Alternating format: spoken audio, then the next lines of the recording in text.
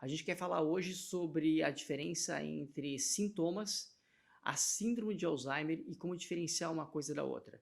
E entender que nem todo mundo que tem esquecimentos está tendo um quadro de Alzheimer, independente da idade.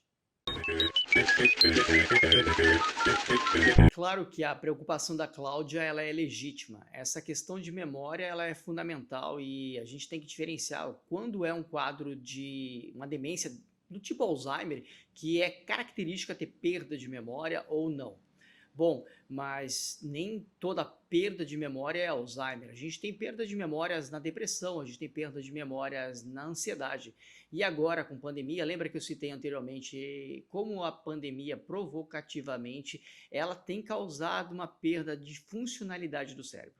Então, as perdas de memória são de toda ordem. Agora a gente vai falar de Alzheimer e todas as suas causas. E para fazer um diagnóstico de Alzheimer, a gente tem que considerar muito claramente a história de vida, a história pessoal, a história do momento, a história familiar daquele paciente. Sim, tem uma história genética, tem inclusive vários testes genéticos que devem e podem ser feitos para separar o que é um Alzheimer ou não. Especialmente no caso da Cláudia, que tem 44 anos.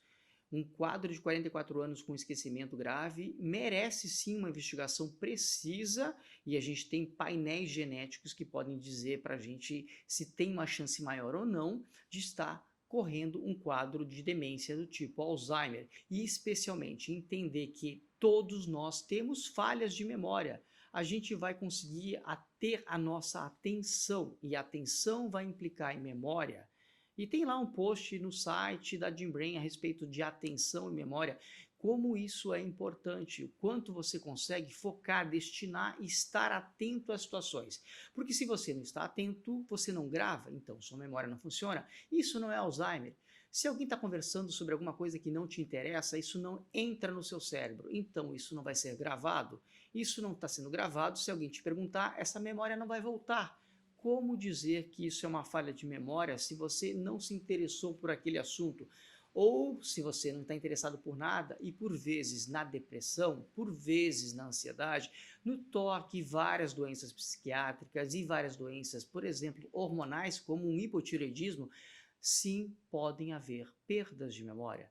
A grande diferença é fazer um diagnóstico preciso.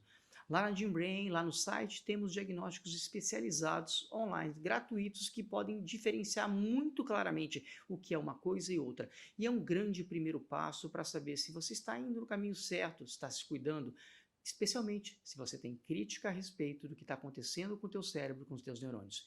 Quando você preserva eles e faz isso com cuidado, então sim, nós melhoraremos.